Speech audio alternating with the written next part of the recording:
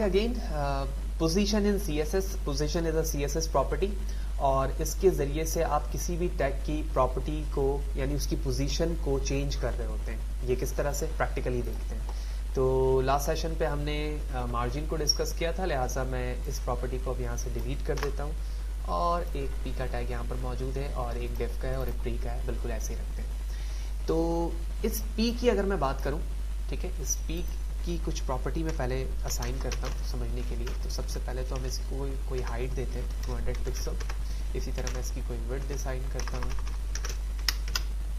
350 pixel. Background colour okay, ठीक है, zoom भी करके दिखा देता हूँ मैं आपको। और इसके बाद हम यहाँ पे लिखते हैं पोजीशन और सबसे पहले हम लेते हैं स्टैटिक कंट्रोल एस, ठीक है। तो सिर्फ पी के अंदर ये प्रॉपर्टी मैंने अप्लाई की है क्योंकि टैग का नाम पी लिखा है, इसके अलावा कोई भी पी का टैग नहीं है। कंट्रोल एस करके ब्राउजर को रिफ्रेश करता हूँ तो आप देख रहे हो ये वो टैग है हमारा जो इस वक्त फिक्स है यहाँ पर, ठीक है ना, क्योंकि ये फर्स्ट पे लिखा गया है। तो पोजीशन स्टैटिक का मतलब ये होता है कि जो जिस जगह पर मौजूद है बिल्कुल उसी जगह पर विजिबल रहेगी। यानी जब मैं पोजीशन स्टैटिक नहीं भी लिखता हूँ तो हर टैग की डिफॉल्ट तौर पर पोजीशन स्टैटिक होती है।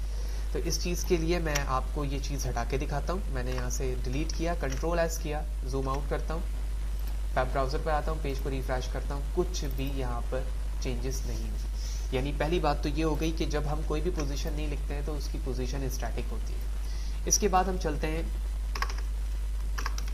रिलेटिव। रिलेटिव प्रॉपर्टी आपको एडिशनल 4 प्रॉपर्टी देती है जिसके ज़रिए से आप अपने उस स्पेसिफिक टैग की पोजीशन को by using left, right, top, bottom change कर सकते हैं, ठीक है। पहले तो मैंने रिलेटिव लिखा है, सिर्फ कंट्रोल एस करता हूँ, वेब ब्राउजर में आकर रिफ्रेश करता हूँ पेज को, तो कोई भी चेंजेस नहीं हुई क्योंकि ये चीज़ें आपको 4 एडिशनल प्रॉपर्टी देती हैं। कौन कौन सी मैं यहाँ पर लिखता हूँ। मैंने सबसे पहले लिखा लेफ्ट 50 पिक्सल, इसी तरह लिखा मैंने right 50 pixel, top 50 pixel and similarly bottom 50 pixel। Control S करते हैं, ये 4 एडिशनल प्रॉपर्टी इस पोजीशन के साथ इनहेरिट है। मैं ये करने के बाद मैंने रिफ्रेश किया। अब आप देख रहे हो कि रिलेटिव होने की वजह से उसने दूसरे टैग को डिस्टर्ब नहीं किया, ठीक है। दूसरे टैग अपनी जगह पर मौजूद हैं लेकिन सिर्फ और सिर्फ वो टैग मूव हो गया, ठीक है। लेकिन अगर आप मार्जिन अप्लाई करते हैं यहाँ पर, कोई शख्स ये कह सकता है कि मैं मार्जिन से भी तो मूव कर सकता हूँ, लेकिन मार्जिन से नुकसान ये होगा कि नीचे जो टैग हैं वो डिस्टर्ब होंगे, यानी वो भी मूव हो जाएंगे। लेकिन इस वक्त मैंने रिलेटिव यूज़ किया और उसके साथ ही एडिशनल प्रॉपर्टी लगाई, तो आप देख रहे हो कि नीचे जो टैग्स मौजूद हैं वो डिस्टर्ब नहीं हुए बल्कि वो उस पर ओवरलैप कर गया। तो ये बेसिक डिफरेंस है रिलेटिव में। Now move to absolute. तो एब्सोल्यूट की प्रॉपर्टी अप्लाई करता हूँ, बाकी तमाम वैल्यू वैसे ही रहने देते, सिर्फ स्टैटिक में ये चारों नहीं होती, बाकी दोनों में, ये तीनों में प्रॉपर्टी मौजूद है। कंट्रोल एस करने के बाद मैं ब्राउज़र पर आता हूँ, पेज को रिफ्रेश करता हूँ, लेकिन अब आप देखोगे कि ये अपनी ओरिजिनल पोजीशन को ना सिर्फ इसने मूव किया बल्कि साथ ही साथ जो अनदर टैग इसके नीचे मौजूद थे उसने अपनी पोजीशन चेंज कर ली। तो रिलेटिव और एब्सोल्यूट में ये बेसिक डिफरेंस है कि अगर आप टॉप से नीचे की तरफ आ रहे होते हो अपने ओरिजिनल टैग को मूव करवा के, तो नीचे वाले टैग होते हैं वो उस पर ओवरलैप कर जाते हैं। लेकिन अगर तुमने एब्सोल्यूट किया हुआ है तो वो चीज़ें खुद अपनी जगह एडजस्ट करेंगी। यानी ये टैग यहाँ पर मौजूद था पहले इस जगह पर, ठीक है, उसने खुद अपने आप को एडजस्ट किया और उस टैग की बाउंड्री से ऊपर की तरफ चला गया। मैं इसकी विड्थ और चेंज करता हूँ, ठीक है। तो फॉर एग्जाम्पल मैं इसकी विड्थ करता हूँ सिर्फ और सिर्फ 20 और 35, ठीक है। कंट्रोल एस, मैंने विड्थ और हाइट दोनों कम कर दी। अब वेब ब्राउज़र पर आकर डिफरेंस देखिएगा, तो ये टैग यहाँ पर आ, लेकिन जो इसका एरिया था इसकी वजह से नीचे वाले टैग मुतासिर हो गए और वो उसने अपनी जगह चेंज कर ली। तो ये बेसिक डिफरेंस है एब्सोल्यूट और रिलेटिव में। तो मैं वापस कंट्रोल Z करके विड्थ और हाइट पर आ जाता हूँ, कंट्रोल एस। फाइनली इसके बाद यहाँ पर हमारे पास एक पोजीशन मौजूद है जिसे हम कहते हैं फिक्स्ड।